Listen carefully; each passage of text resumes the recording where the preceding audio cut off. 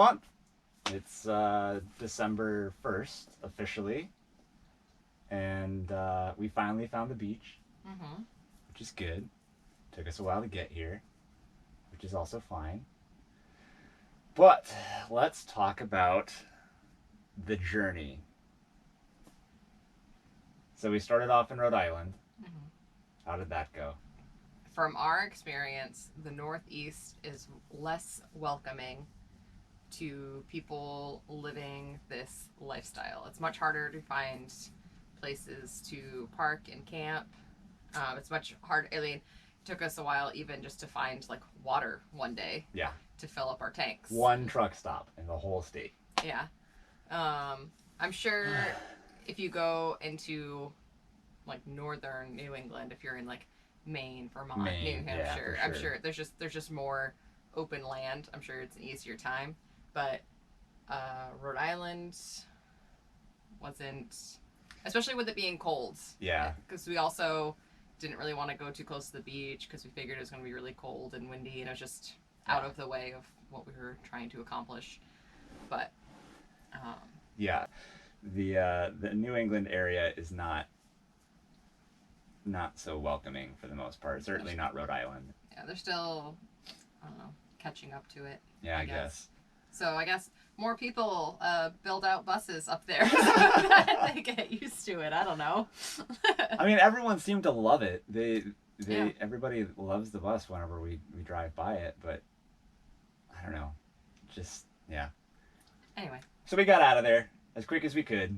We went down to this boat ramp. We found parking places that had a lot of boat ramps. Yeah, well, we wanted to, first of all, it was the beginning of November in Rhode Island, so it was getting cold. So we just needed some distance. Yeah. And so we were like, let's get as far as we can in one drive. And so we got down to Virginia, just north of Richmond. Yep. And pulled into this boat ramp. It was dark, but it was quiet, and we pulled in, but totally empty. Yeah, and then we woke up the next morning and it was like, oh, this is a really nice little area with a river and Foggy River. Yeah. It's pretty. It was nice, and there's a big field. Yeah. So Quaid ran around like crazy in the morning Yep. after being in the bus for a long drive the day before. But yeah. We enjoyed that place. Nothing bad about it. And then from there, we went to North Carolina and met up with our friend Gabe. Woo! Hi Gabe, if you're watching this. Who we know from Hawaii. And it was great to catch up with her. Boone, right? Boone. Yeah. Boone, North Carolina. Yeah. Like this cute little town, like right up stuck into the mountains. Like you'd never know it was there unless you were purposely trying to get there. Yeah, it was beautiful really town, yeah. Cold, but pretty. Yeah. So we had a potluck dinner with Gabe and Chloe. Okay. I want to make sure I didn't get her name wrong, and Chloe, who we met for the first time, was really cool. And then so we just chilled at the end of Gabe's driveway that night. Yeah, I couldn't get up into it. Yeah. But fit fine down at the bottom. Yep. So that was good. So thanks for the hospitality, Gabe. It was great to see you again. Then we went down to South Carolina and saw some of our friends, Ethan and Amy. Yeah, we parked at a boat ramp there for a couple days first. Yeah, because we told them that we'd be in town like on Wednesday. We ended up just going for it on Monday, so we had a couple of days to kill. Another boat ramp, quiet, save for the siren that went off when the river level rose. That freaked us out a little bit. Then from there we went... Then we went to Ethan and Amy's. Yep, and they were kind enough to let us park in their driveway and use their electricity so we could get a little more work done on the bus. And we got the bedroom walls up. Yep. So those are pretty much done. Yep, and they cooked us delicious food. Their food's always good. Yeah. One of their go-tos is curry and rice. They do chicken, but we don't. But it's always tasty. Yeah, they made chickpea curry for us. It was really good. They let us fill up our water tanks before we left. It's always great to see them. Yep. Where do we go from there? Georgia.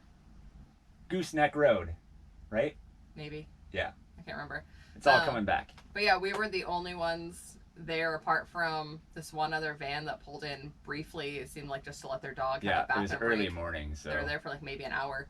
But otherwise, we had the place to ourselves for like the 3 days. We were there 2 nights. It's really easy to miss it. That's what we're learning a lot with some of these, because we find most of our campsites through iOverlander, and the coordinates for the place, these places aren't always spot on. So we ended up driving past that entrance. We went right past it, and then we were like, oh, there it was. So we stopped really quick, and then.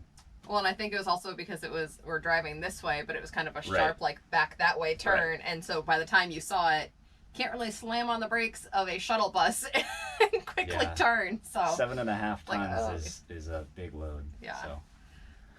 But yeah, that was a nice place. Yeah, fire rings all over the place. I mean, I was kind of glad to have it to ourselves. But. Yeah. Oh yeah, for sure. It was nice because it was it's a few days of a lot of social time, so it was nice just to like chill again. Yeah, but then from there we went to Alabama, right? And you guys probably saw some of the stories and posts that we did on that place, but we actually were trying to find, I think it was like, there's a number of different campsites within Tuskegee, whatever, however you say it, within this national forest. We were looking for campsite number 6 because that had the best ratings and everything and reviews, but we got there and the gate was locked, and there had been no indication that it was closed or anything. Yeah, so. and I don't know if the area got a lot of like rain recently or something, but a lot of the roads were kind of washed away. Yeah, it was pretty rough riding for sure. But so we didn't get to site 6. We tried another site before that, and it was open and it looked nice enough, but like Joy said, the entrance area to this place was just completely washed out. So you would have needed like an ATV or something to get over it. We were not about to take the bus. Yeah. Then we continued. Yeah, because there also wasn't really a place to turn around. Right. Yeah, so we're like, well, no I guess way. we'll just keep going down this road, and hopefully there'll be a spot somewhere that we can either A, turn around, or B, park. Yeah. So then we found campsite 8. And we didn't really want to stay there because we had seen, well, not on iOverlander even, it wasn't listed, it was on Google. There were a bunch of people who had left reviews saying that they had been there and that the place was just covered in broken glass and rusty nails and shotgun shells and 9mm, like it just was a pit. And we got there, and sure enough, it was nasty. We spent 2 hours right when we got there just doing nothing but cleaning up shotgun shells. Well, and again, I don't know if anyone saw in like our stories and stuff, but it was like we didn't even want to let Quaid out to run around because there's so many rusty nails and broken glass everywhere. So for Quaid, we just had to like take him out on his leash until we could get it cleaned up for him. Yeah, it was rough. And then all the next day, that's all we did was more cleanup. We put that sign together saying, please respect the earth. And yeah, we did a big cleanup effort, ended up with 19-ish gallons worth of mostly shotgun shells. And it took us a while because when we obviously loaded up all that trash and we didn't want to leave it behind, there wasn't any kind of no dumpsters. Yeah. And our floors, we haven't like finished them yet. So we ended up piling all the trash in our bathroom on our drive. And so slowly, because a lot of the trash was in just like little like shopping bags. So as we go to like gas a gas stations and station. things, we're just, all right, 1 bag there, go to the next one bag there. Yeah. So. We saw like rest areas like on the highway that had big dumpsters that were probably for stuff kind of like that, or just like bigger dump areas, but we haven't really stopped at any of those yet, so it never happened. But eventually we got it all out, and yeah, hopefully that area stays clean now. Yeah. Where did we? Oh yeah, then we went just over the border into Florida next. Yep, that was Bluff Springs. It was really pretty. We really liked it down there. Yeah, Quaid loved it too. You can always just, I mean, for those of you who travel with dogs, I'm sure you can tell when your dog feels comfortable in a space and when they don't. And Quaid, I mean, he was rolling around in the grass. He was just like laying out. It definitely seemed like he was home. Yeah. Like, because when we first got him, he was in Florida. We were all in Florida at that time. Yeah, so. Florida is his home state, so maybe he just like smelled something. Like, in I the know air. it. I'm back. Yeah. But he loves running in the sand. I think he likes the feeling of the sand between his claws, between his toes, his paws. Yeah. In his pads. I don't know, something.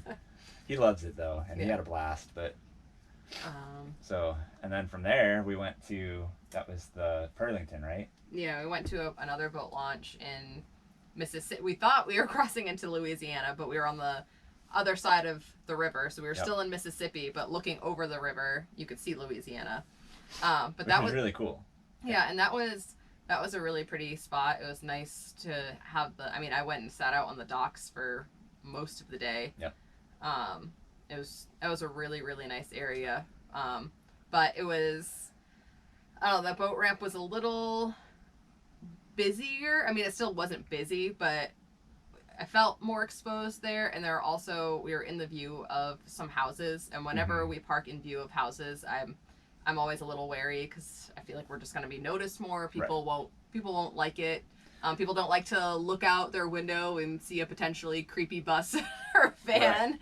Well, and there's like a pavilion in that boat launch area too that had signs posted that said it was, that the pavilion at least is under 24-hour surveillance, and we were like, and it said the pavilion is open or is closed sundown to sunrise, right? Dusk till dawn, whatever. But that specifically said pavilion, and we're like, we're not anywhere near the pavilion. Yeah, it was. There were some kind of sketchy things about the space, but overall we didn't have a bad experience there. Like, it was very pretty. Were fine. Yeah, and I really enjoyed the river. Yeah, and I think we did the right thing in getting there, enjoying it, but then also being, I think we learned from Bluff Springs being like, okay, enjoy the space, but then move on. Bye-bye. Don't get too comfy. Yeah. And then Jenny. From there, we saw Jenny. Went to go meet up with my friend Jenny, who I met when we were both living out in Colorado. And she's great. So yeah. So I always enjoy seeing Jenny. And her house. I love Jenny's house. But so it was great to catch up with her for a couple hours. Yep. And now we know we always have a place to stay in Louisiana. Yep, so we're gonna hold you to that, Jenny. But that was just like a quick, like, basically like lunch, which was just like, sat some oranges. Yeah. And juice. Yeah, but look at them all. I know. She gave us all these oranges from her parents' tree, and they're so good. Very tasty. So yeah, we just stopped off quick for a couple hours and chatted with her. Because we'll probably be back through in a few weeks, and hopefully we can spend some more time together at that point. But today it was just or not today. That day. Yesterday. Is that yesterday? That is yesterday. Yesterday. It was just say hey, brief catch up. So then we ran some errands, did some laundry. Yeah, because we knew we were gonna be at the spot we were at today for a little bit, so we wanted to make sure that we were ready, packed up with supplies, so that we didn't get here and then be like, crap, we don't. I'm hungry. Yeah, we forgot to buy food. We forgot to fill up on water. So yeah, we wanted to make sure that Quaid had food, we had food, all the essentials, so that we can enjoy our time here. What are some things that you learned this past month? About bus life, about living on the road, about us, about whatever. What have you learned? Well, I already said one thing with the Bluff Springs experience. Not overstaying your welcome. Not overstaying your welcome, I think was a big takeaway. Definitely. I mean, I had already thought this and going into it, but I feel like this past month has cemented the idea of get to your parking space while it's still light out. Mm-hmm. Unless maybe you've been there before and you're familiar with it. But especially if it's a place like this that's sand, you want to be able to see the sand to make sure you're not going to get stuck in it. Yeah. I think also just learning to manage my anxiety and stress levels, because I can be an anxious person sometimes. And just kind of trying to not let the anxiety get the best of me, and just try and think things through as best you can, and try and be intelligent about the decisions you're making, and then just trusting that things will come together and work out as they need to. Yeah, I think we're learning that traveler's fatigue is very real.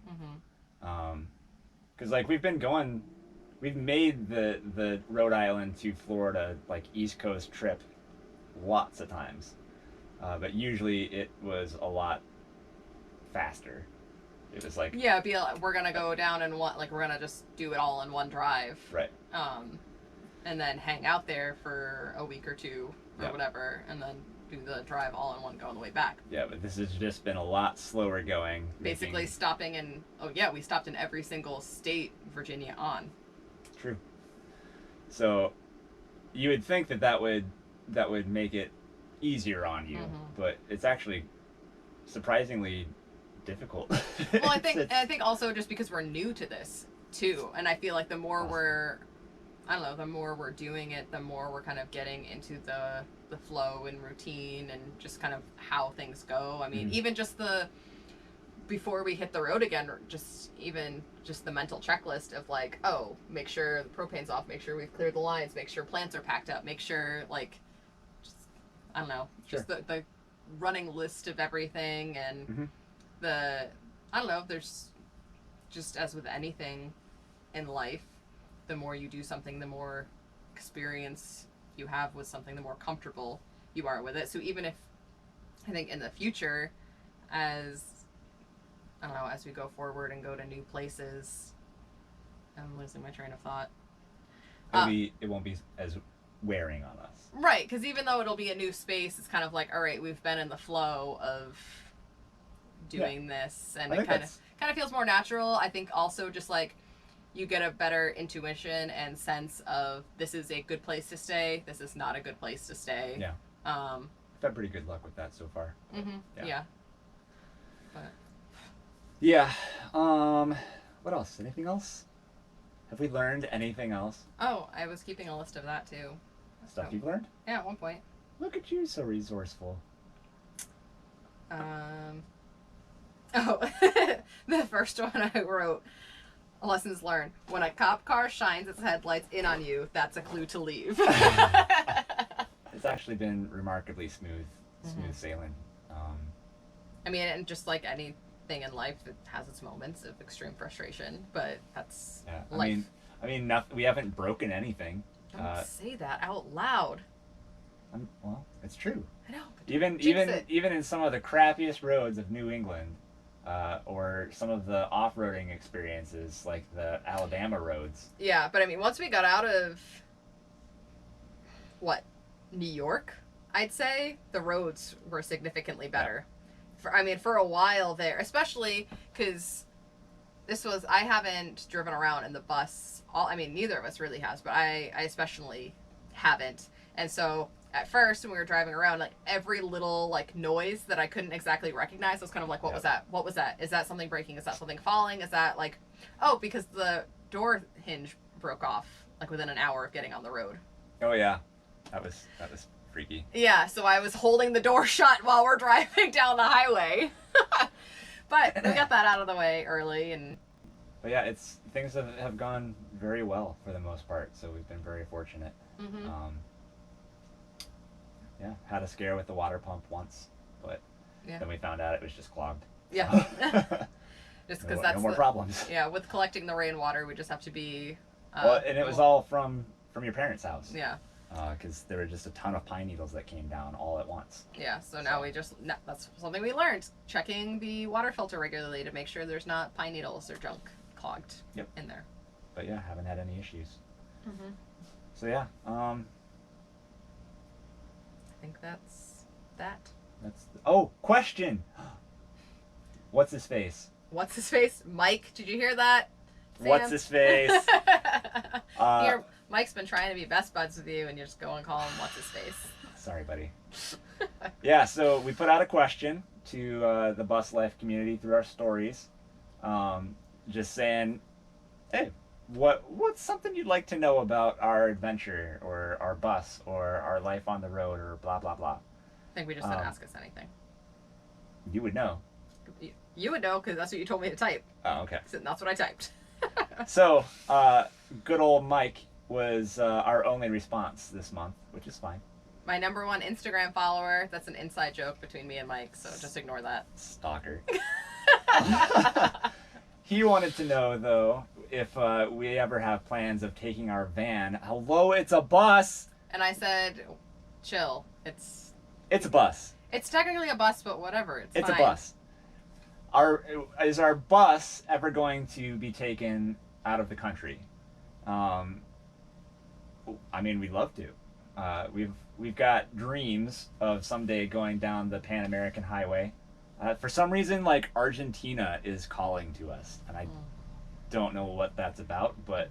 And I really want to drive up to Alaska in the summer. Yeah. Because I'm not a cold weather person, but I would love to get up to Alaska. Yeah. Which is technically the U.S., but you have to go through Canada to get there, so that counts. Thanks for the geography lesson. Some people don't know. Some people drive from one side of the country to the other and don't know that they're going to cross the Mississippi on the way. But we love you guys. You know who you are. So, but yeah, it is a dream. We're not like planning on it at this point, but we're certainly not writing it out as a possibility. No, yeah, it's something we'll get to at some point once. Yeah. Or hopefully, like, the bus will be finished at that point once we've got a little more experience under our belt and visited all the seat belt. Cheesy. Anyway. So maybe next month we'll have some more questions from people other than Mike. Maybe. But if not, then Mike, we love you all the more for it. Yeah, and we look forward to your monthly question. So yeah, I think that's about it. Yeah. Mm-hmm. We're gonna go and edit some video and audio and stuff and put something together for people to watch. I'm assuming you're gonna go out to the beach and probably doodle and walk and search for shells and play with Quaid and do all that stuff. Probably doodle and read. Yeah. Yeah. And enjoy some warm weather and sunshine. Yeah. And salty air. Fish. Yeah. Cool. Thanks, guys. We'll see you next month.